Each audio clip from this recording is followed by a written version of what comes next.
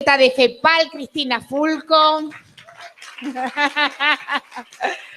Secretaria científica de FEPAL, Elizabeth Chapuy. Secretaria científica de la APA, Mirta Goldstein.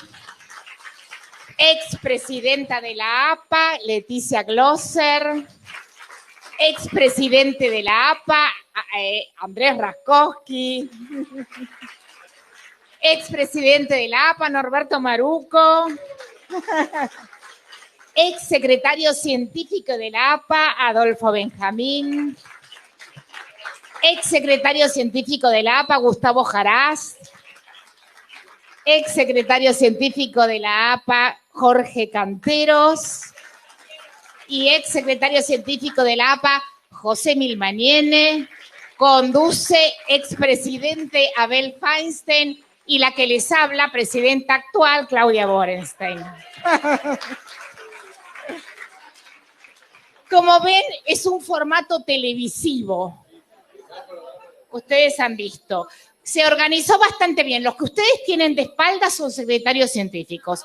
Los que tienen de frente son, está un poco mezclado, presidentes. Y acá están los presidentes internacionales de FEPAL y de IPA. Escúchenme, la cosa es así. Es una tribuna abierta. El título de esta tribuna es Mirando el futuro del psicoanálisis, nuevos discursos, nuevas herramientas, mirando al futuro institucional y del psicoanálisis. Cada uno de nuestros tribunalicios, ¿se dice así? tribunos,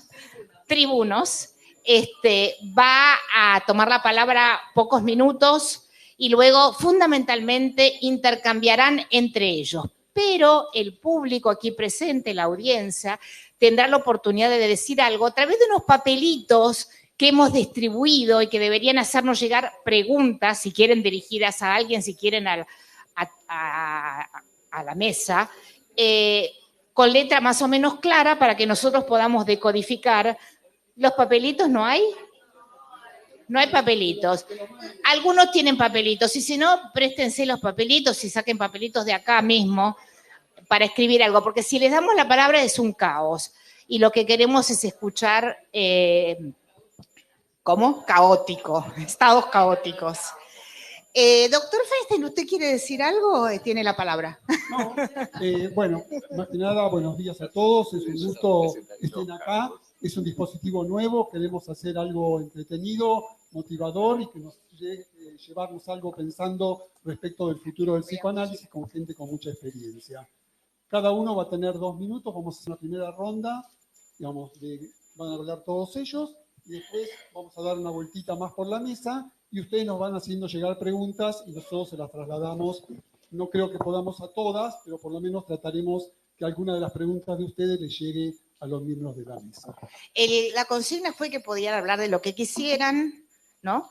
Que igual me parece una buena consigna, que hablen de lo que quieran, pero fundamentalmente, digamos, de su experiencia actual y pasada como conductores de instituciones, una cosita, ¿no? Porque si no, como conductores y referido fundamentalmente a los cambios que podría haber en el psicoanálisis, en la teoría, en la clínica, en las instituciones, los que están habiendo y hacia dónde nos dirigimos, ¿no? ¿Qué piensan ustedes?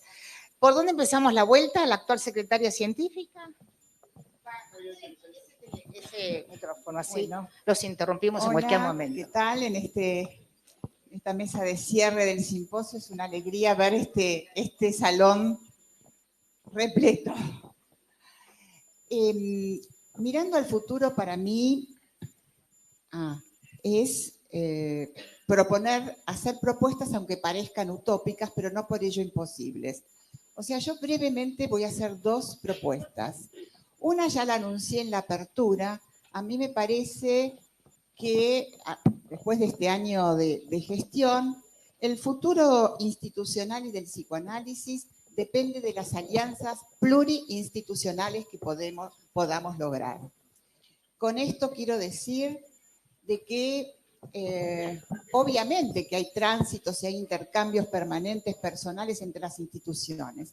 Me parece que estamos en un momento en que tenemos que empezar a organizar esos intercambios de manera interinstitucional y plurinstitucionalmente. Puedo dar algún ejemplo, no es el único. Por ejemplo, si en una institución hay un seminario realmente valioso, ¿por qué no tomarlo como seminario de nuestra formación en lugar de replicar cosas que nos quitan recursos más que sumarnos? Ustedes saben, lo anuncié en la apertura, en estos momentos estamos en un proyecto de tratar de compartir algunas cuestiones en el próximo simposio con SAPI Abdeva. Creo que estos son los primeros pasos que requieren de mucha flexibilidad dentro de las instituciones, pero que pueden permitir reorganizaciones políticas, económicas y de formación de los analistas. La segunda propuesta que tengo es, me parece que todavía tenemos miedo de transitar la transdiscursividad. ¿Qué quiere decir esto? Incorporar y dejarse incorporar. Todos incorporamos distintos conceptos, nos acercamos a una multiplicidad de ideas, pero me parece que todavía nos seguimos refugiando, por ejemplo, en una frase que solemos escuchar: esto es psicoanálisis, esto no lo es. Me parece que la verdad siempre se escapa, pero que el riesgo no es perderla, sino no encontrarla. Y para ello hay que permitirse transitar por espacios desconocidos, raros, extraños, y bueno, me parece que estamos en ese camino. Gracias. Bueno, muchas gracias, Mirta. Leticia, seguimos la ronda. Bueno, gracias por la invitación. En este breve espacio voy a plantear algunos puntos. El primer punto es que para pensar en el futuro del psicoanálisis, creo que partimos todos de la base de sostener los ejes claves del psicoanálisis: el inconsciente, la pulsión, la transferencia, la sexualidad infantil, aun cuando haya distintas conceptualizaciones sobre lo mismo. El segundo punto: incluir el contexto discursivo y cultural que estamos viviendo. Sabemos que la sociedad capitalista dio lugar al neoliberalismo en un mundo globalizado, hipertecnológico. Esto no nos es ajeno, porque por un lado deriva en ataques a la subjetividad que conllevan una crisis de la representación y también fenómenos de desubjetivación. Pero también hay que tener en cuenta que nos tenemos que preguntar si no están en proceso nuevas y diferentes formas de subjetivación.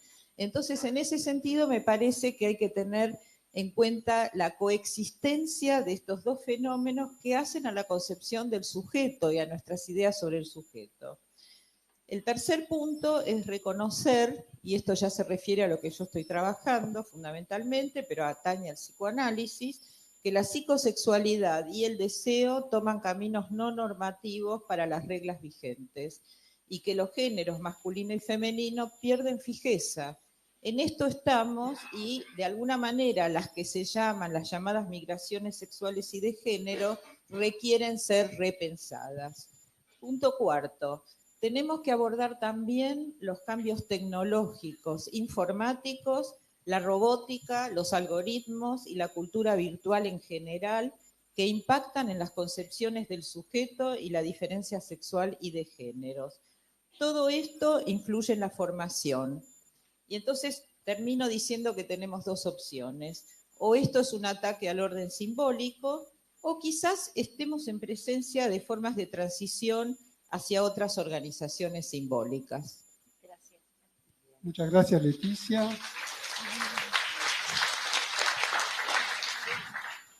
Bueno, muchísimas gracias por la invitación. Como esto era una... Perdón, Elizabeth, ¿puedes repetir tu nombre? Porque hay Elizabeth Chapuy. Bueno, se nos dio mucha amplitud para poder participar en realmente lo que nos interesara. Creo que ese es un muy buen comienzo. la amplitud, la posibilidad de elegir. Y yo estuve pensando en el tema de la clínica actual. Siempre he hablado mucho en relación a los institutos y a la formación, en lo cual estoy totalmente de acuerdo con algunas de las cosas que se han dicho, de nuestra apertura, de poder llegar a una población más amplia, del conservar con vida las asociaciones psicoanalíticas. Pero en relación a la clínica, estaba pensando en los nuevos escenarios, y no solamente en un tema atravesados por lo epocal, atravesados por lo que acaba de decir Leticia, y no solamente en relación al futuro. A mí me preocupa el presente, además, porque creo que si no tomamos el presente, el futuro puede ser una apuesta interesante, pero no sostenida. Y creo que hoy nos tenemos que poder preguntar en esta clínica mestiza, en la trinchera, en estar centrados en el analista que recibe pacientes en donde hoy hay que ver cuáles son nuestras teorías que nos acompañan, cuáles son nuestras creencias, nuestras contradicciones, hasta qué punto se puede tolerar la incertidumbre y acompañar los procesos de construcción identitaria que hoy se nos presentan, gracias, en nuestros consultorios. En realidad, entiendo que hoy estamos con una cartografía muy móvil, amplia, y que además de poder pensar en los pacientes, sobre lo cual no tengo ninguna duda, tenemos que pensar en nuestra posición como analistas. Muchísimas gracias. Muchas gracias, Elizabeth. Bueno, gracias. Soy Virginia Ungar y voy a hacer el esfuerzo por atenerme al tiempo que nos indicaron. El futuro del psicoanálisis, por supuesto que no lo conozco, no tengo la bola de cristal. Depende, por supuesto, de muchos factores que tienen que ver con los movimientos geopolíticos, que tienen que ver con las circunstancias de cada contexto, y ni que hablar, ya lo dijo Leticia, lo que está ocurriendo en Latinoamérica, no necesariamente tengo que volver a recordar, y no solamente en Latinoamérica, estamos en un mundo en problemas y con problemas. Creo que esto no podemos dejar de olvidarlo. Freud, cuando creó el psicoanálisis, recibió pacientes, sus primeras pacientes traían un cuerpo afectado. Freud lo que hizo es ofrecer una escucha diferente y darles la palabra a través de la formulación de la regla fundamental. Les abrió el camino a la palabra. Esto que estoy mencionando así como algo simple, tampoco encontró un terreno propicio en el momento en que nació el psicoanálisis, pero el psicoanálisis estuvo, se desarrolló y sigue en vigencia. Lo que les quiero decir es qué pienso yo en términos generales. Yo creo que fundamentalmente, tomando en cuenta el contexto, el futuro del psicoanálisis depende de todos nosotros, de nosotros los psicoanalistas.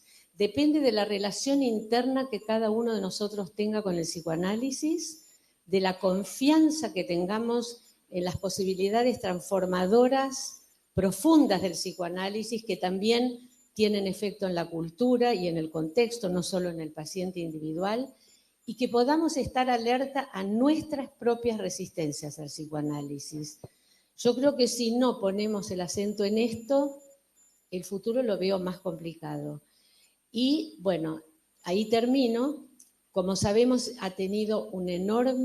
el psicoanálisis ha sido revolucionario y tiene que seguir siéndolo.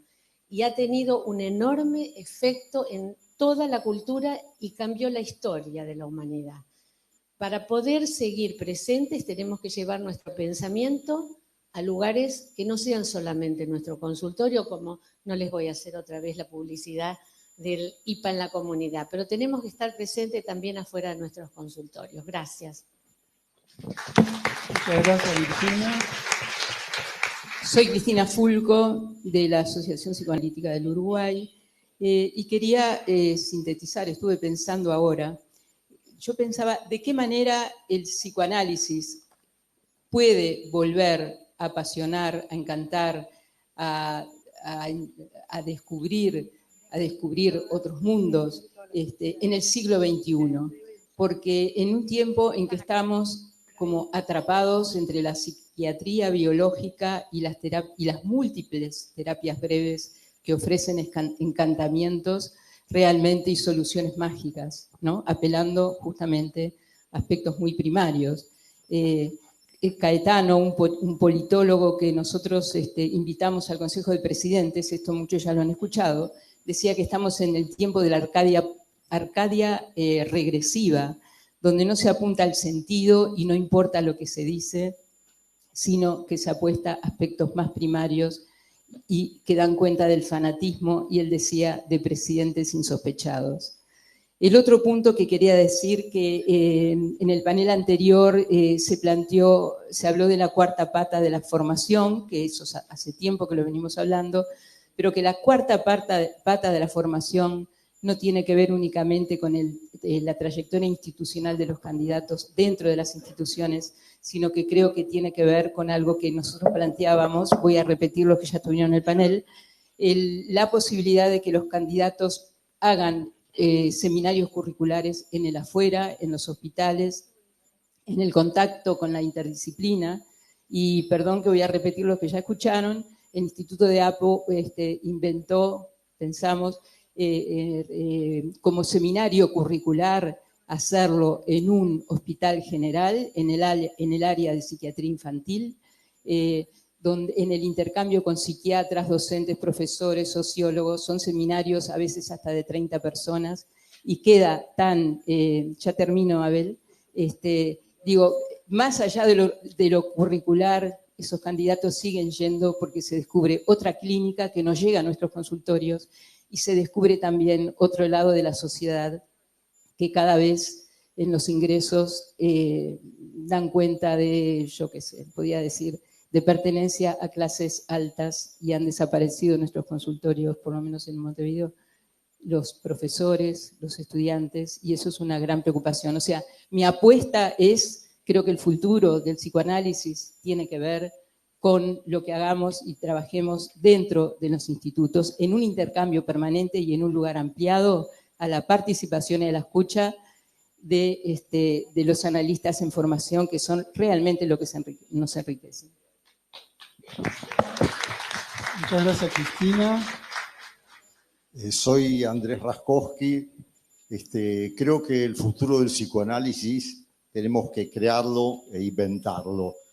Yo dividiría entre la práctica teórica y su futuro. Ha sido extraordinario el desarrollo teórico que hemos logrado. La influencia que hemos tenido sobre la cultura ha sido mucho más allá de lo que Freud se imaginó.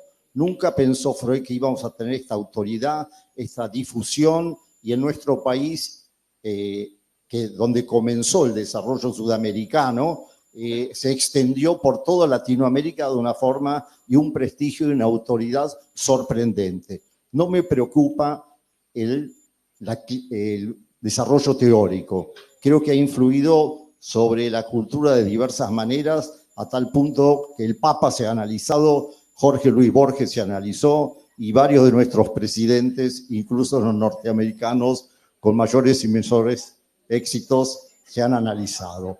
Creo que la práctica clínica es otro tema. La práctica clínica tiene dos amenazas, como los navegantes en Grecia, entre el Escila y el Caribdis, que eran dos monstruos marinos que impedían. Una de las amenazas proviene de la tecnología, la molécula farmacológica que neutraliza la ansiedad, reduce la depresión, a veces estabiliza la psicosis, pero no produce ningún desarrollo humano, no produce ningún desarrollo intelectual o psíquico. La otra amenaza tecnológica proviene de la computadora. Pronto vamos a tener una interacción intersubjetiva con la computadora que va a conocer nuestra historia, va a poder reconstruir con algoritmos lo que nos sucedió en la infancia. Vamos a poder elegir si queremos hablar con la voz de Marilyn Monroe o de Marlon Brando, o va a reconstruir la voz de nuestra mamá. Y en esa interacción tan importante va a influir enormemente sobre la cultura, con las herramientas psicoanalíticas, pero va a construirlo desde la computadora. La otra es la degradación, no de la vida erótica, sino del psicoanálisis. Las sesiones donde no existirán muchos de los aspectos de la reconstrucción de la infancia, la sexualidad infantil, la historia paterna, etc. No cabe todo. Muchas gracias, doctor Raskowski. Buenos días, gracias por la invitación. Soy Norberto Maruco.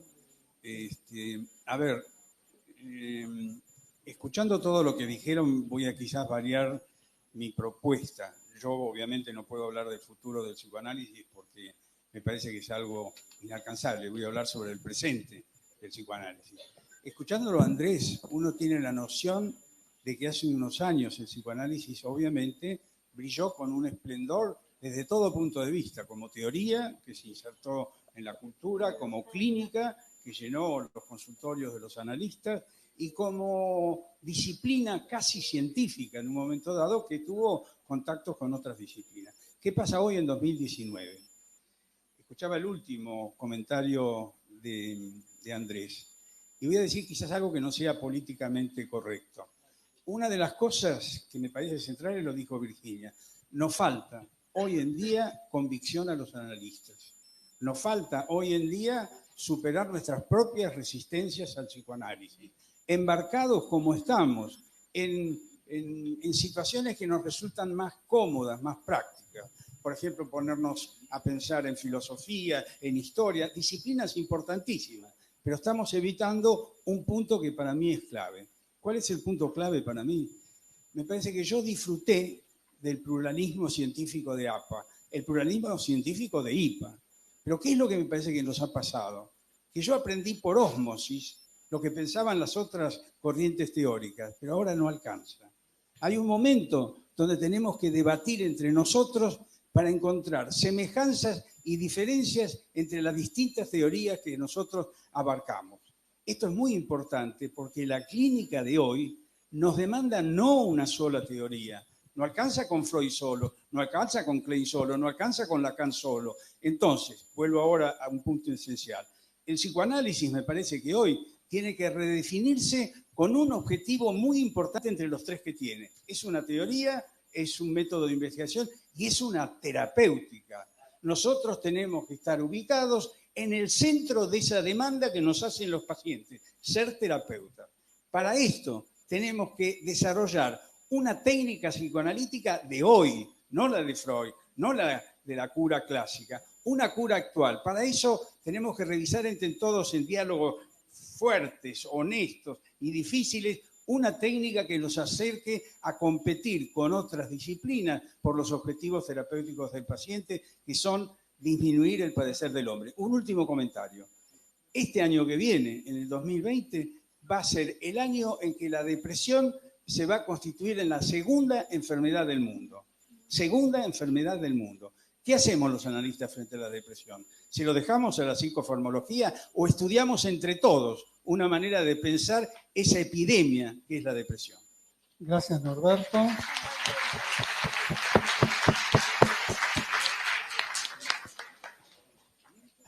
Soy Adolfo Benjamín. Primero que todo, cada vez que hay una demanda de que hable sobre el futuro, mi idea es que hay algo del presente que no queremos afrontar. Así que, pero igual voy a hablar del futuro. Escribí esto porque si no me llevaría más de 2 minutos. Ya no podemos sostenernos sin la tecnología. Y la sensación, o mejor la certeza de que nos observan, nos siguen y nos conocen, a veces mejor que nosotros mismos, lo que deseamos, lo que consumimos o visto desde otro ángulo, lo que se desea que deseemos. Una pregunta, ¿hay alguien en esta sala que no tenga un teléfono inteligente? Creo que no. O sea, tenemos una dependencia absoluta que si pensamos 10 o 20 años atrás, nos parece que vivimos en tiempos distintos. Desaparece la distinción público-privado. Y entiéndese bien el sentido metafórico de lo que voy a decir. Lo voy a decir en sentido metafórico. En pocas décadas el psicoanálisis va a desaparecer porque el inconsciente se va a disolver en la inmensa red de comunicación. Solo habrá signos intercambiables, no significantes. El orden simbólico se está estrechando. Va a reaparecer, no se asusten. Pero mejor lo digo a través de un poeta que todos conocen, Eliot, en La Roca. Miren lo que dice. ¿Dónde está la sabiduría que hemos perdido con el conocimiento? ¿Dónde está el conocimiento que hemos perdido con la información? Es decir, estamos en la era de la información donde se nos escapa el conocimiento y la sabiduría. Y otra cosa, el psicoanálisis va a desaparecer en pocas décadas, pero va a volver a reaparecer. Algún norteamericano lo va a descubrir y va a decir que hay un viejo antecedente alemán ahí por el siglo XX. Pero va, digamos, la última frase que voy a decir, es decir, cuando cambie la subjetividad. Me llamó la atención un físico japonés, Michiko Kaku, que es el pionero de la teoría de las cuerdas, que dijo, la tecnología hace tambalear el concepto de lo que es humano. Muchas gracias, Adolfo. Bueno, yo soy Gustavo Jaraz. Muchas gracias por la invitación.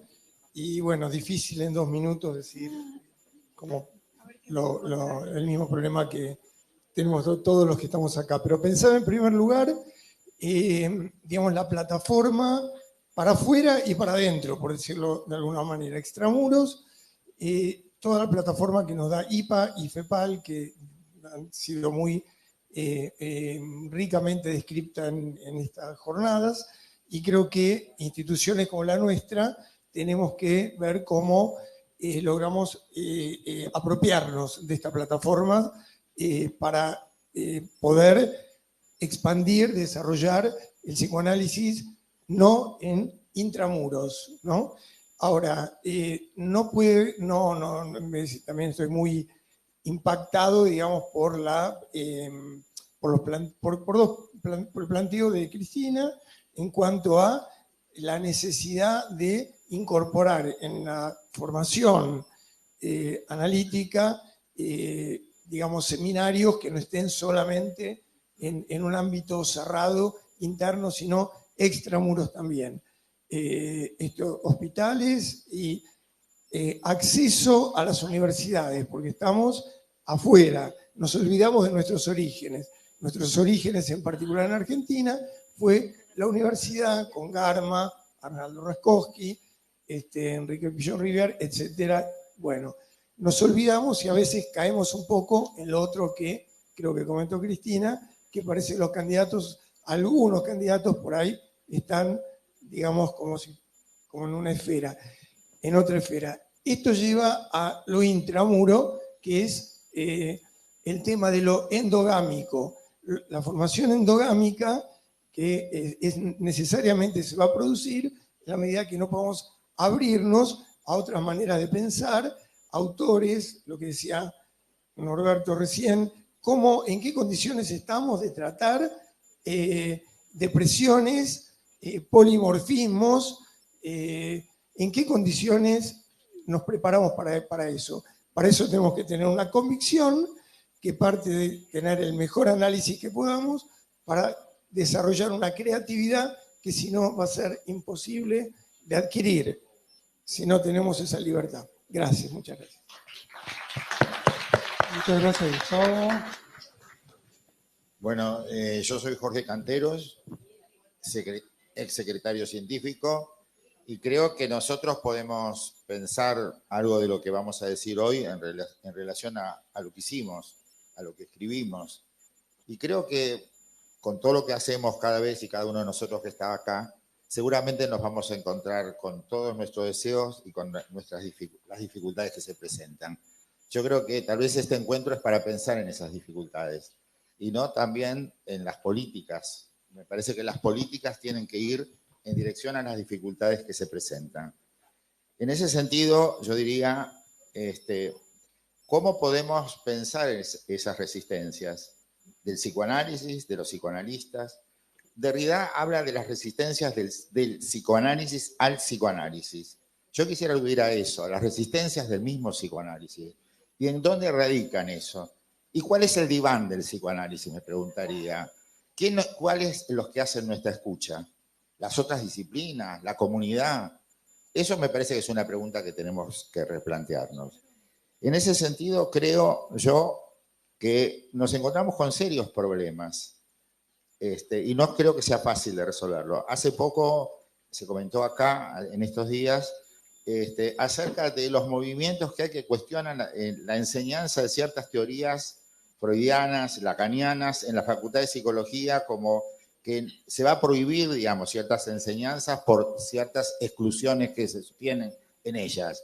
Entonces nosotros tenemos que pensar en esto. Tenemos que pensar si ha habido o hay exclusión en el psicoanálisis. Si el psicoanálisis, cuando empieza con Freud, al revés, dando lugar permanentemente, dando lugar, escuchando a las mujeres, escuchando a la sexualidad, eso fue su especialidad. Hoy pareciera ser acusado, como que no, por las teorías que sostuvo. Entonces me parece que ahí hay un equívoco.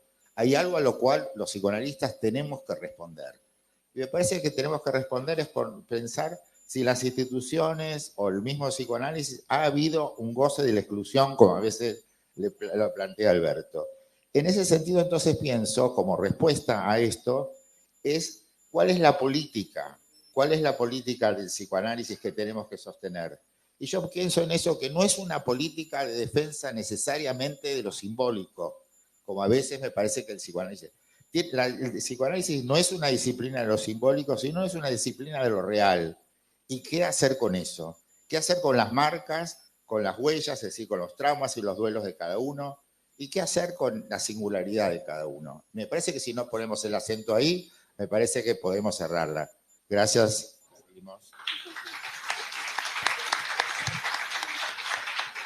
Gracias, Jorge. José. Bueno, soy José Minmaniene.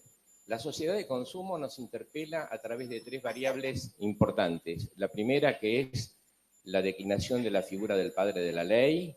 La segunda es la exclusión de las cuestiones de las cosas del amor. Y la tercera es la supresión de la dimensión de la falta.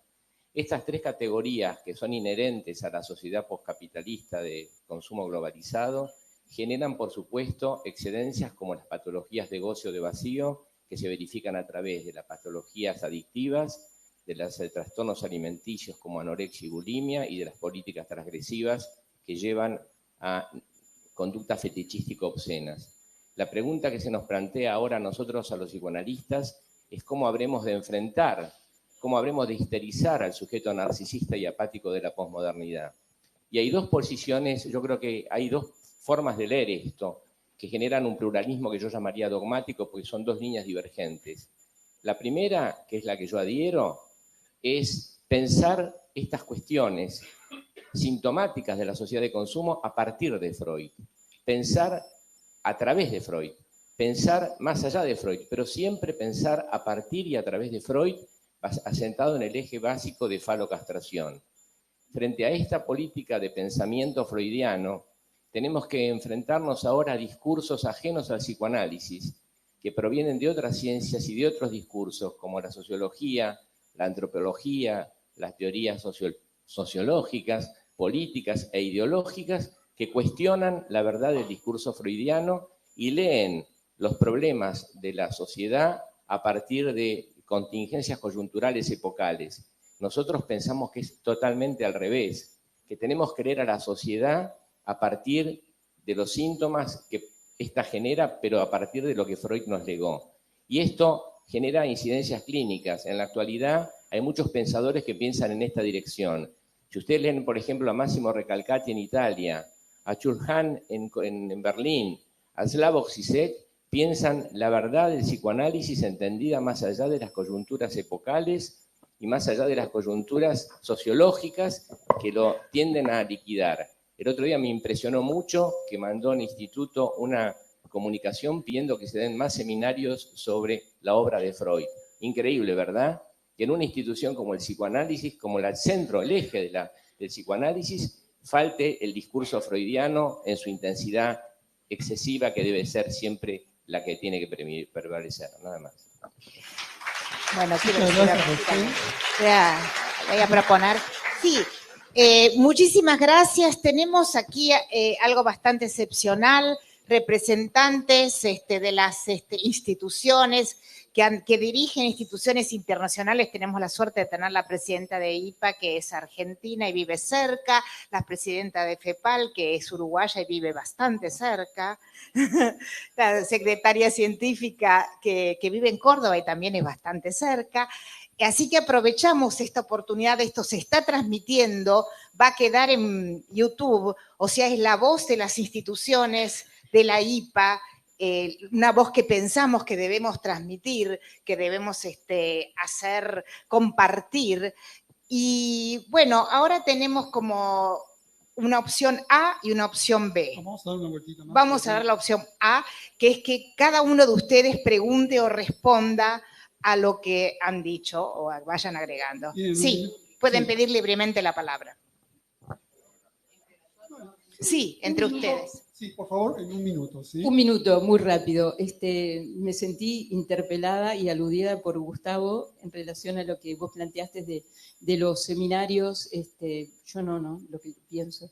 Y antes de eso quería decir que yo creo que el análisis llamado clásico, que en muchos encuentros y en muchos lugares se piensa que está obsoleto, yo creo que el análisis clásico es fundamental para salir al mundo en estos tiempos de la clínica, de la política y de la formación. Entonces, dejando y subrayando claro que es fundamental, hay una frecuencia mínima, no vamos a entrar en el tema de la frecuencia.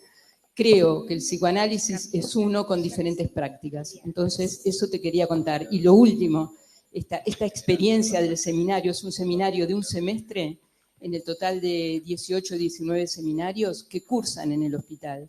Y que el objetivo es abrir a una clínica que ya no está más en nuestros consultorios y contactar con zonas de la sociedad que, por supuesto, no llegan a nuestros consultorios. Y que esta gente que va a los seminarios, termino la última frase, sigue yendo al hospital por la riqueza que tiene esa experiencia.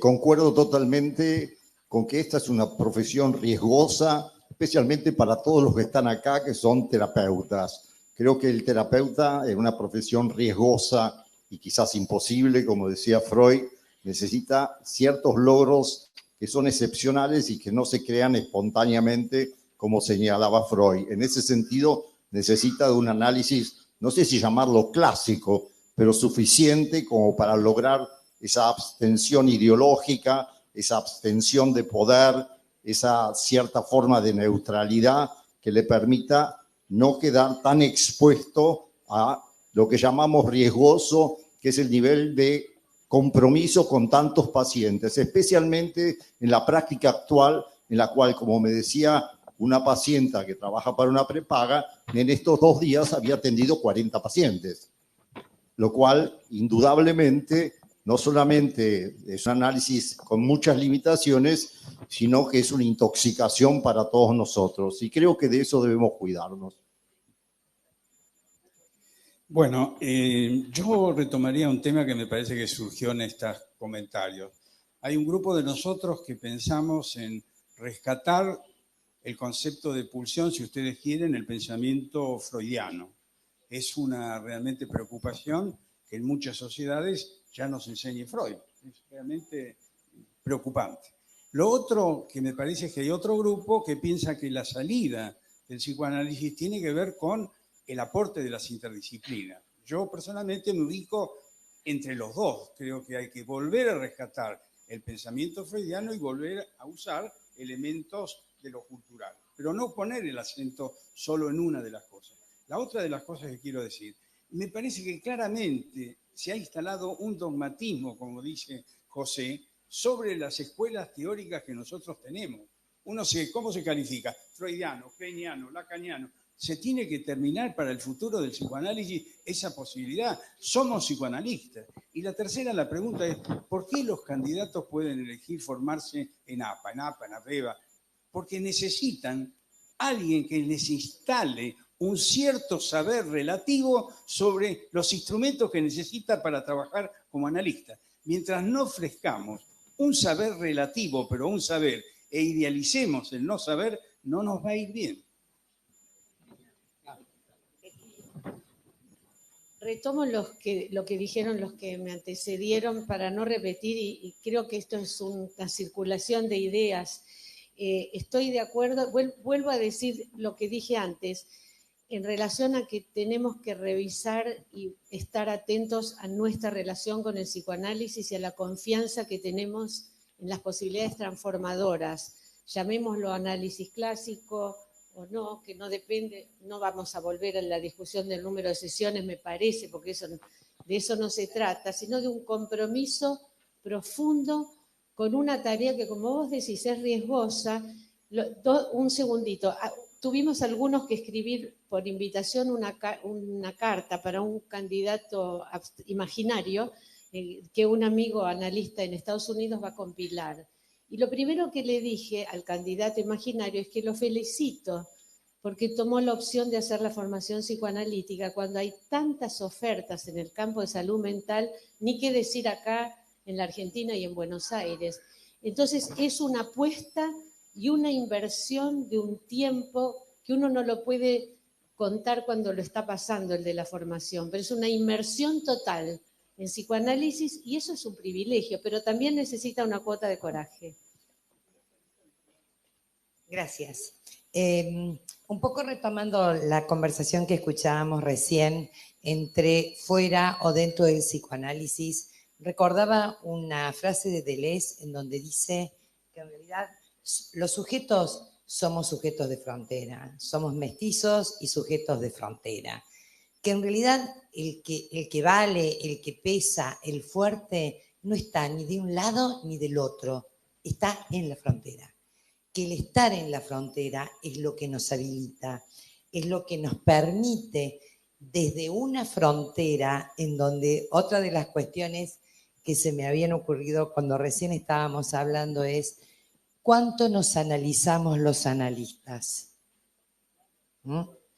¿Cuánto de esto que dice Derrida, que hay una resistencia en los psicoanalistas al propio psicoanálisis y además nos invita a que reveamos este tema, si me están haciendo señas, nos invita a que en realidad no seamos deportados de nuestro propio psicoanálisis? Entonces la pregunta es, ¿qué estamos haciendo para eso?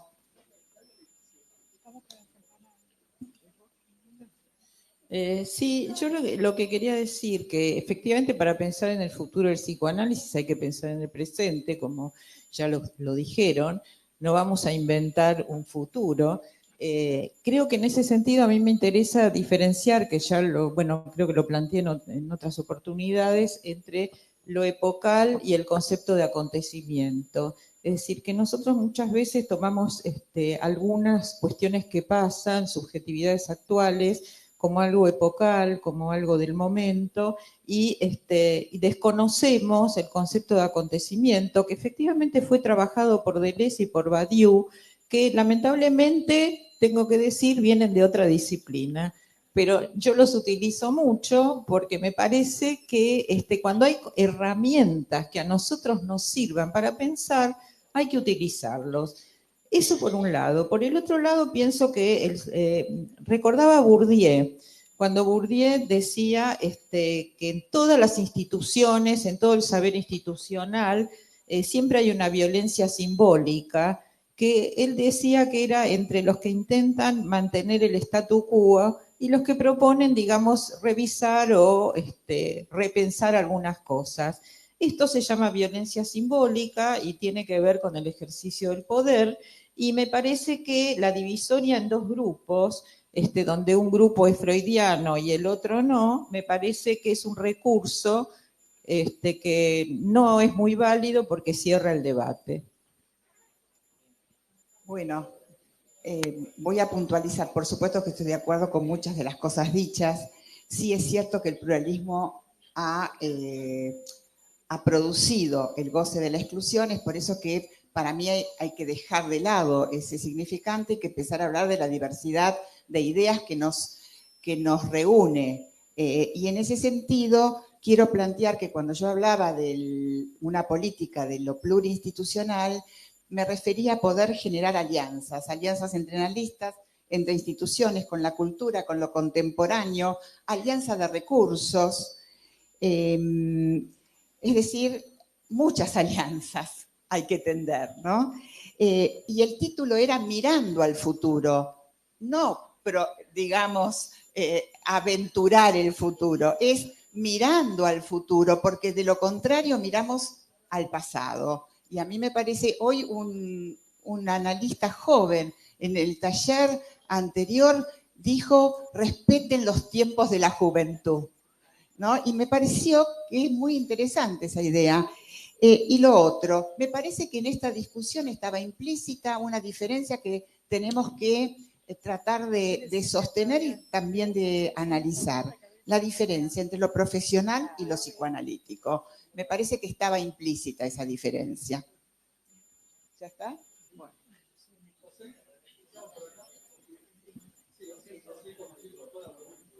No, quería aclarar que el pluralismo dogmático existe, hay tensiones entre teorías. No es, la lectura de Freud no es unívoca, hay distintas lecturas de Freud. No es lo mismo, en nombre de lo epocal, de evaluar el Edipo y desconocer la diferencia sexual. No es lo mismo decretar la obsolescencia del recorrido edípico. No es lo mismo afirmar la esencia del discurso freudiano en el eje falo-castración. Por lo tanto, creo que hay una tensión inherente que no me preocupa que se ponga a discutir, pero debemos discutir. El otro día, en un panel, se planteó cuánto puede influir la teoría de género en la modificación del discurso freudiano. Me pregunto, ¿cuáles son los límites de la modificación del discurso freudiano? ¿Hasta dónde llega esa modificación? ¿Llega hasta la abolición del sujeto del inconsciente? ¿Llega hasta la abolición de la diferencia sexual anatómica? ¿Hasta dónde se deconstruye el sujeto del psicoanálisis? Entonces, esa es la pregunta. Por otro lado, toda interdisciplina no es válida.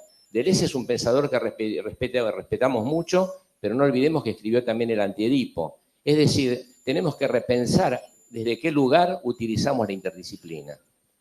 Muchas gracias, José. Bueno, de Edipo Rey a Edipo en Colono, ¿no? Yo creo que habría que pensar justamente la riqueza que tiene el concepto de Edipo. Yo quería tomar lo de coraje que trajeron, porque me parece que Freud justamente le da mucho valor al coraje. Y me parece que eso está en decadencia, porque no le estamos dando valor en los análisis, en la escucha nuestra. Tenemos un exceso de simbólico, un exceso de las teorías, y no rescatamos los gestos. Hay que estar muy atento a los gestos en los pacientes, ¿no? No hay que, me parece que Freud habla mucho del tupé, la admiración que él tiene, digamos, en la juventud, en los niños, en eso que es necesario para generar una alienación un poquito diferente, de alguna manera, que permita luego tener cierta autonomía. Me parece que tenemos que trabajar con el concepto de sujeto en el final de análisis. Y me parece que eso lo que hace también que en las instituciones la gente joven no se anima a escribir, no se anima a usar su propia palabra, porque hacemos, por la identificación con sus analistas y demás, no se animan a producir. Y me parece que eso no es bueno para las instituciones psicoanalíticas. Bueno, Freud tenía mucho coraje y tenía mucha convicción. Lo que no tuvo la suerte de tener su análisis, ¿no es cierto? Que todos nosotros tenemos la suerte de tenerlo y creo que es la base de sostener y profundizar nuestra convicción con elementos más concretos, ¿no? En ese sentido creo que sí que la formación elemental, digamos, que incluye un recorrido básico y el trípode formativo, sigue siendo esencial para el presente y para el futuro, ¿no? Ahora, nos enfrentamos con pacientes con el diagnóstico común, yo diría, de desamparo, con alto grado de desamparo, con las patologías que describía José, que describía Norberto, y cuán preparados estamos para encararlas y ayudar, que se supone nuestra función principal. Entonces creo que para eso tenemos que tener capacidad de adquirir todas las teorías y todos los recursos y todas las herramientas, debatirlas entre nosotros, contar con ellas, sin olvidarnos ni de nosotros, ni del desamparo de los pacientes. Gracias, Gustavo. Por último, Adolfo. Quería hacer una pregunta y una sugerencia. La pregunta es a todos nosotros. Dado las condiciones cambiantes de nuestra práctica, si podemos definir cuáles son las condiciones mínimas para que una praxis se denomine psicoanalítica.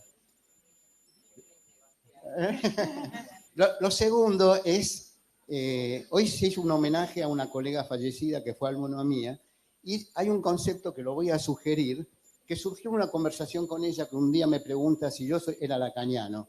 Le dije, no, yo tengo pacientes lacanianos, tengo pacientes bionianos, tengo pacientes kleinianos. Y ella fue acuñando ahí una cosa que yo le sugiero, que es la teorización flotante. No sé si lo entienden, la teorización flotante. Es decir, ver qué surge del paciente y no adjudicarle una teoría. Nada más.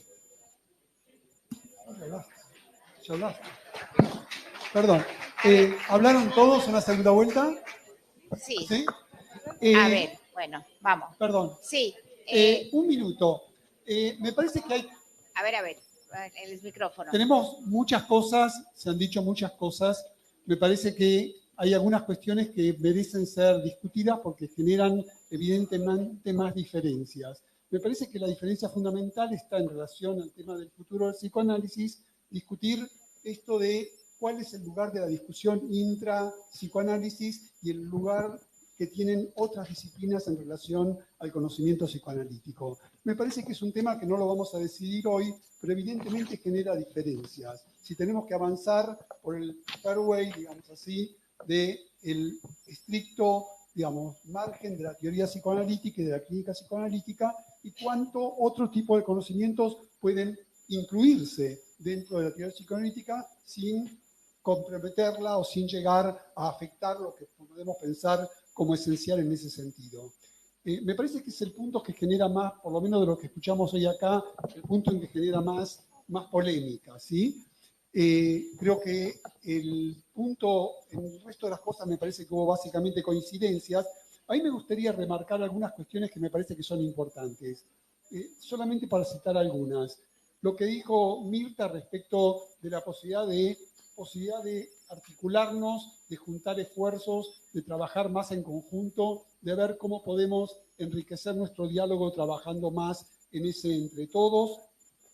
Me parece que hay una coincidencia en general que las resistencias de nosotros mismos respecto al psicoanálisis juega un papel central en lo que vaya a pasar de aquí al futuro y que si bien nadie tiene la bola de cristal y no sabe lo que va a pasar en el futuro, la idea es que lo tenemos en nuestras manos, ¿sí? Que tenemos que crearlo, que tenemos que inventarlo, que nosotros podemos construir algo que quizá tenga que ver con ese futuro que nos gustaría tener, ¿no? Me parece que el tema de la tecnología es un tema que tenemos que incluirlo, los medicamentos, la tecnología, y algo que me parece que es muy importante, que es lo que se habló aquí respecto del campo de la salud mental. Norberto habló del tema de la depresión, José habló más de la patología del vacío, de las adicciones. Me parece que es un tema para discutir qué relación va a tener el psicoanálisis con la salud mental en el futuro. Hace poco salió, hace unos años, una foto en la revista Times donde estaba la Facultad de Psicología y el diván estaba afuera, ¿sí? Estaba en Harvard, era una revista, un dibujito de alguien de Harvard, como que el psicoanálisis queda por fuera del campo de la salud, y creo que es un tema que tenemos que pensar, ¿no? Si el futuro del psicoanálisis está o cuánto está dentro del campo de la salud. Creo que aquí hubo posturas en ese sentido. Claudia, va a leer alguna de las preguntas que tenemos. Bueno, creo que el signo, digamos, de lo que en lo que se coincide en esta tribuna abierta, primero en que es abierta y que estamos abiertos institucionalmente, que estamos abiertos teóricamente, que estamos abiertos desde el punto de vista de la formación. La pregunta es, ¿cómo seguimos distinguiendo que esa apertura no diluye, digamos, cuestiones fundamentales de la teoría y de la práctica psicoanalítica? Hay algunas preguntas que me han hecho llegar, tienen un poco de coincidencia con lo que dijeron. Les agradecemos que nos hagan llegar por escrito porque lo que queremos es escuchar a los tribunos. Bueno, y no sé si tengo que decir los nombres de los que me llegaron, no hace falta. Ok, era una duda. Entonces hay una pregunta que supongo que tiene que ver más con lo institucional, que se pueda comentar los caminos de las instituciones afiliadas a la IPA. Está la presidenta de la IPA, hay más de 60 instituciones afiliadas a la IPA. Este es un movimiento mundial creado por Freud, una asociación mundial creada por Freud en 1911. ¿Cuáles son las transferencias que piensa realizar esta institución mundial con respecto a la comunidad? ¿Qué es lo que estamos haciendo y cómo dialogamos en diferentes territorios? Supongo que esta es una pregunta que pueden contestar cualquiera de ustedes, pero estando acá la presidenta de la IPA, la de FEPAL y la secretaria científica, dos instituciones internacionales. Ok. Entonces voy tirando las preguntas y ustedes van eligiendo lo que quieren. Hay otra un poco más complicada que tiene que ver con la cuestión del género, ¿no? Que estamos debatiendo casi todo el año, y que si un niño puede elegir su género siendo pequeño, la ley se lo permite siempre que los padres se lo pidan, le damos libertad al niño para elegir su género. ¿Hasta qué punto llega esa atribución de libertad que damos a un niño?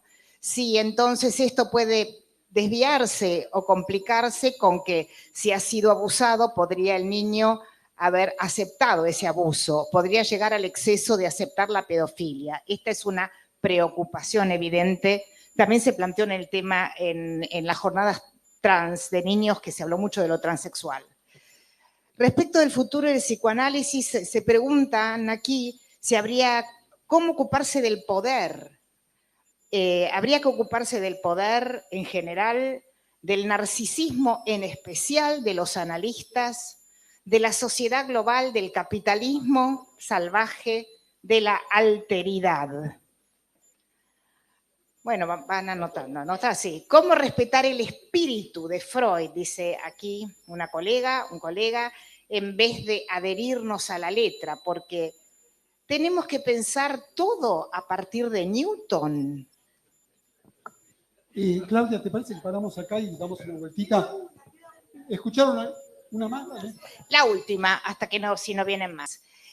Acá se plantea algo respecto del hiperdesarrollo teórico, ya creo que lo dijo Andrés, y el infradesarrollo clínico. ¿Qué papel cumple entonces en esto el análisis didáctico? ¿Qué papel cumple la supervisión didáctica? Se ha hablado de algo bastante importante, que es la posibilidad de tener seminarios fuera de la institución, en otros lugares, y que sean válidos para la formación psicoanalítica. Bueno, acá les dejo picando todo lo que ha circulado. Gracias, Claudia. Hacemos una vueltita, hablan todos. Empezamos por José ahora, que fue el último. Al revés, empezamos para que digan algo. Quieren decir algo respecto de esto. Si no, pasamos. No, yo creo que la pregunta que me hicieron, o que se hizo, el espíritu y la letra de Freud. Yo creo que hay una lectura de Freud que tenemos que sostener, porque estamos realmente abrumados por una crítica enorme a los fundamentos axiológicos y axiomáticos mismos de la teoría freudiana. Se la cuestiona en el concepto de sexualidad, de pulsión, de diferencia, de Edipo. Y lo que dijo Abel, que se saca el diván de la Facultad de Psicología, es clave. ¿No? Se está rompiendo la relación entre los discursos post-freudianos y el freudismo. Entonces nosotros debemos recuperar el espíritu y la letra de Freud, que no son separables, son una y la misma cosa. En la letra de Freud está su espíritu y su espíritu está en su letra. Por eso yo creo que no es lo mismo pensar un Freud desde una lectura de teoría de género que pensar un Freud desde la teoría de la diferencia sexual. No es lo mismo pensar a Freud desde la diversidad que desde la diferencia. Son diferencias que hay que plantear porque hay un pluralismo dogmático y yo no creo, como dijo Leticia, que haya alguien que se crea freudiano y otro no. Creo que hay dos posiciones frente a Freud y debemos ponerlas en tensión y a trabajar, sin fascismos ni hegemonías. Es decir, no hay ningún poder ni ninguna violencia simbólica. Simplemente hay una discusión dialéctica que debemos dar ineludiblemente porque si no nos va a llevar puesta la crítica al freudismo que proviene de todos los campos del saber, de la filosofía. Perdón, una cosa más. Acá vienen filósofos que cuestionan desde la filosofía la esencia misma del discurso freudiano. Y eso me parece que realmente es bastante crítico. Perdón, Los interrumpo yo cuando pasa un Sí, minuto para que podamos circular esto. Perdón. Creo que José y muchos de los que están acá son los primeros que les interesó el tema de las otras disciplinas y ha escrito mucho sobre esto. Yo creo que tenemos que profundizar la lectura de Freud. Yo creo que no es bueno que ninguno de nosotros se atribuya a la lectura de Freud verdadera. Creo que al revés, que tenemos que leerlo a Freud en detalle, con coraje en la lectura, pensar lo que nos sigue diciendo, no lo que ya nos dijo, lo que nos sigue diciendo desde la contemporaneidad, porque es un autor, como se ha dicho acá, que siempre fue un creador de discursividad. Y entonces me parece que podemos ver la contemporaneidad con la lectura de Freud, con la lectura de Lacan, pero me parece que tenemos que investigar las vidas también. Por eso digo, hay que estudiar. Yo estoy de acuerdo con lo que decía Norberto del valor de la pulsión. Para mí es clave eso. Pero ¿qué se hace con la pulsión? ¿Cómo se trabaja con la pulsión? Por eso me parece que el tema de final de análisis es fundamental. Y creo que en eso, a mí me extraña que no se investigue gente que no está en análisis, pero que también pueden investigarse las vidas. Vidas de gente que por ahí no ha llegado al diván. Pero ¿por qué no se investiga? ¿Por qué no se investiga en los hospitales? Yo creo que hay que investigar también eso que no llegó a nuestros divanes, pero lo cual podríamos llegar a aprender para que lleguen. Listo. Gracias, Jorge. ¿Querés decir algo, Gustavo? Sí, yo creo que padecemos de binarismo en las instituciones. Creo que todo lo vemos en un ángulo o esto o lo otro, y que es muy difícil que abramos esa frontera, digamos, hacia un pensamiento más rico, más amplio, más rizomático tal vez. Bueno, eso me parece que es un tema clave para encarar toda la diversidad clínica que tenemos que encarar. En su momento, el anterior presidente de IPA, Stefano Bolognini, dijo que el futuro del psicoanálisis dependía de dos razones, de dos opciones. Una, la salud mental, otra, la filosofía. Y claramente que si no vamos hacia la salud mental y encaramos, él no veía, y yo suscribo esa parte. Por último, con respecto a la interdisciplina, Freud fue el primer interdisciplinario, si no, no hubiera habido psicoanálisis. Permanentemente se nutrió, como nos tenemos que seguir nutriendo, como dijo en algún momento Leticia, no es que vamos a importar directamente de este concepto, simplemente desde nuestra posición psicoanalítica procesaremos lo que sea útil para ampliar y enriquecer. Gracias, Gustavo. Adolfo. Creo que tenemos que traer a Freud al siglo XXI, porque Freud no conoció ni el cine como es actualmente, ni los teléfonos celulares, ni toda la tecnología. En ese sentido, yo soy deleuziano porque mi pensamiento es rizomático y hay interacciones, por ejemplo, entre el cine y el psicoanálisis que son muy valiosas. Para quien hizo la pregunta sobre trans, le recomiendo que vea la película La Ley del Deseo, donde hay un muchacho que se transforma en muchacha, y ahí tenemos todos los elementos para seguir pensando. Tenemos que salirnos, digamos, de esa posición narcisista con que se ha leído el múltiple interés del psicoanálisis del artículo 1913, como si el psicoanálisis estuviera por encima de todo y lo explicara todo. Y creo que esa no era la intención de Freud. Y entonces el pensamiento deleuziano, que es rizomático, como dijiste vos recién, hace que cada disciplina se alimente de la otra. Y por último, nosotros decimos así muy tranquilamente, ¿no? La sexualidad es perversa, polimorfa e infantil. Pero no hacemos ninguna representación, el cine nos da esa representación. Esa película cruda, que es La Ley del Deseo, nos muestra conductas que ninguna teoría psicoanalítica describe. Por ejemplo, la homosexualidad, la doble satisfacción del homosexual de ser penetrado y al mismo tiempo eyacular en su pene. ¿Lo han visto escrito usted en alguna teoría psicoanalítica? El primer psicoanalista, lo último que digo, que trajo los estudios gay lesbianos a la teoría psicoanalítica fue Jean Alush.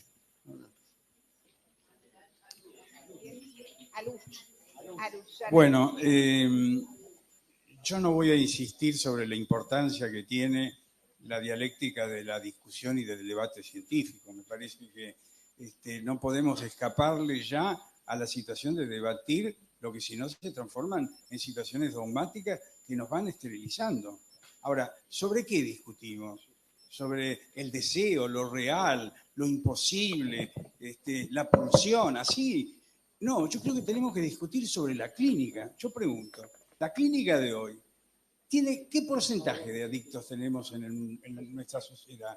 ¿Qué hacemos los psicoanalistas con la adicción? Nos ponemos a discutir, freudianos, menserianos, bionianos, lo que sea, a discutir sobre un paciente adicto que va a la muerte. ¿Tenemos alguna manera de explorar eso para que la cultura mire y digan, APA, las AP, están estudiando qué hacer con esta epidemia de adicción severa, el PACO, lo que ustedes quieran? Entonces, me parece que ese es nuestro lugar en el mundo. El lugar en el mundo es poder ofrecernos para trabajar en salud mental con un instrumento que no tienen los otros, que es el psicoanálisis. Gracias, Norberto. Con respecto a lo trans y los niños, diría que la libertad es un desarrollo tardío. Uno vive en un yo de servidumbres y un niño mucho más. Así que ningún niño es libre para su elección. Está influido indudablemente por las servidumbres múltiples. A sus padres, a su historia, no hay libertad. No puede elegir, a mi criterio. Por otro lado, el tema del poder es complejo, porque Freud nos definió la psicología de las masas como una organización, podríamos decir, fascista, que necesita de un líder y que hay un goce de la dependencia. Y esto es estructural en todas las sociedades. Es difícil ir más allá.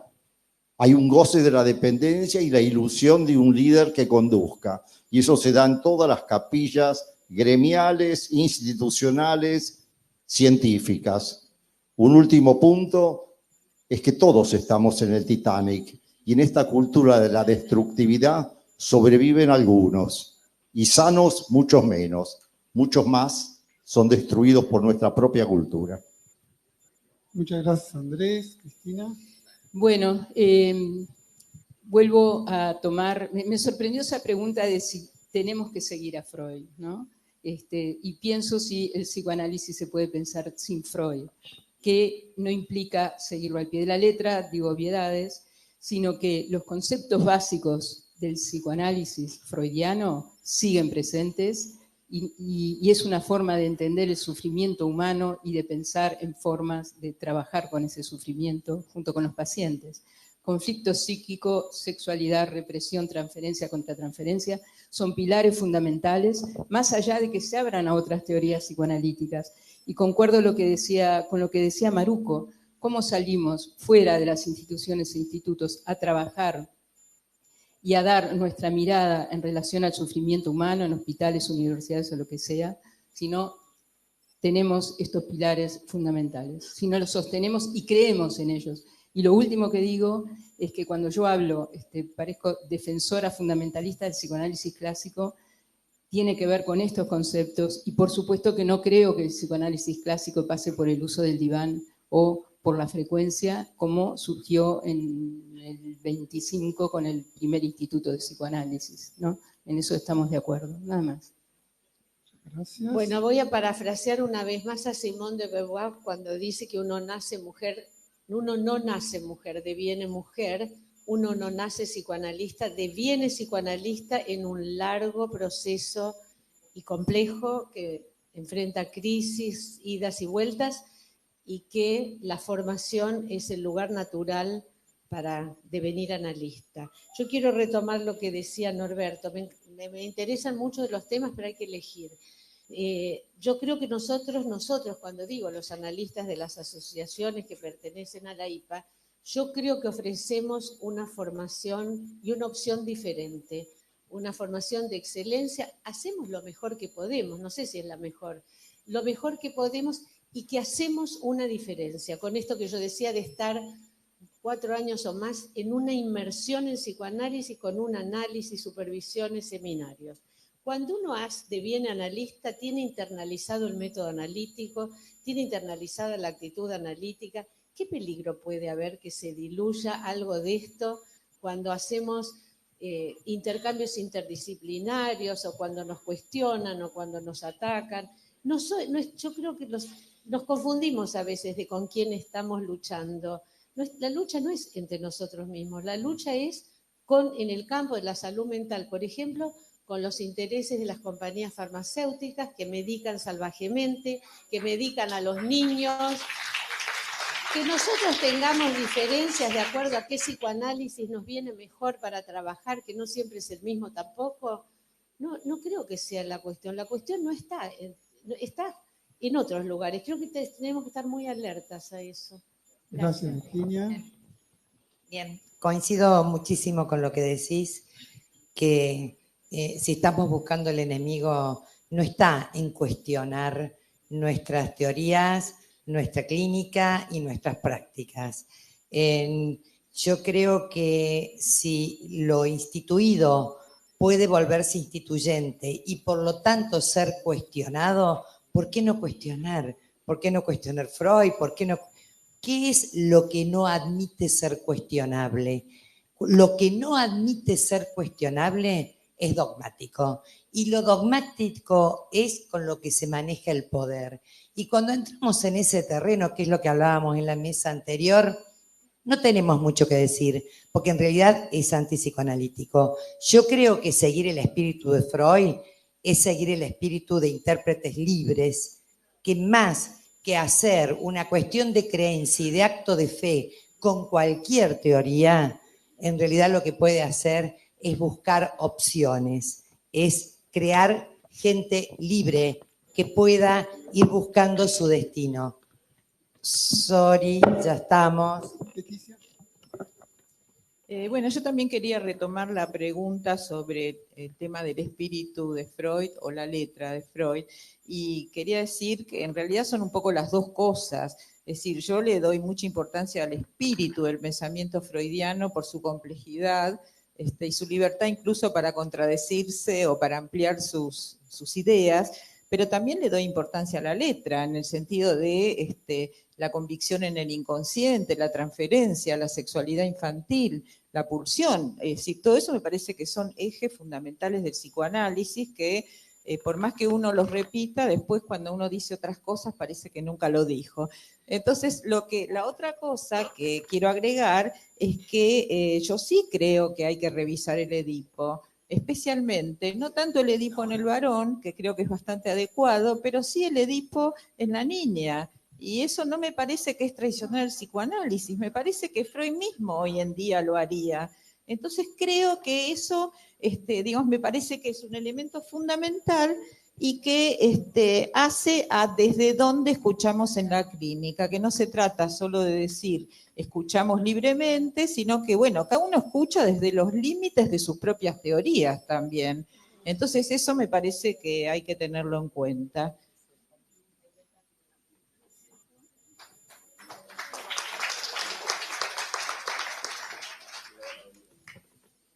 Bueno, siendo la última, lo que pensaba decir ya fue dicho, pero de todos modos a mí se me formuló en la siguiente pregunta. ¿Por qué tanto miedo a diluirnos? Si estuviésemos en el diván, ¿no?, con un paciente, ¿no?, en el consultorio, ¿no nos preguntaríamos si no es angustia ante la incertidumbre? Justamente porque, tenemos miedo a desaparecer o a diluirnos o a contaminarnos con otros saberes y otras ideas, porque nos angustia. Esto como pregunta, me parece que no hay respuesta, pero sí me parece que la respuesta es una, no leer a Freud literalmente, hay que metaforizarlo, porque es la única manera de poder incluir todo el bagaje intelectual que hemos acumulado en estos 100 años. Porque una cosa es segregar a Freud y otra cosa es segregar todo lo que vino después. Ojo con eso también. Entonces, invito a no quedar fijados a ningún lugar, ni a la teoría, ni a los domicilios. Cuando planteábamos recién hacer seminarios en un hospital, es decir, transitemos a otro domicilio también. ¿Por qué quedarnos fijados a este domicilio? transitemos entre las instituciones. ¿Por qué solamente nos reunimos los secretarios científicos cuando FEPAL e IPA nos convoca y no hacemos reuniones permanentes entre secretarios científicos? O entre presidentes, o entre candidatos. Me parece que tenemos que incorporar la idea del tránsito. ¿Verdad? Sí, ahora Claudia va a cerrar. Yo de mi parte agradecerles a todos. Me parece que tuvimos un montón de cosas, digamos, muy estimulantes para pensar. Tenemos una pregunta por Click Meeting de qué acciones concretas proponen. Creo que muchos de ustedes hablaron en relación a ese punto. Queda para la próxima, digamos, responderle al colega que lo mandó eso. Y Claudia cierra. Gracias. Bueno, primero agradecer a todos los que han venido a esta hermosa tribuna abierta, que esperemos sea un camino que vamos a seguir transitando, a todos los que han estado aquí en este simposium, a los que han organizado el simposium, un simposium abierto con temas reales, con debates reales. Y bueno, para terminar entonces, están todos invitados a un brindis que se va a realizar en el patio de la institución, y con un aplauso despedimos a nuestros tribunos.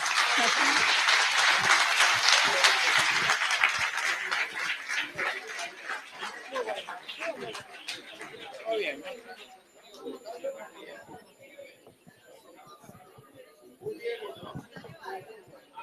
Hay anteojos. Son de él. Son de él.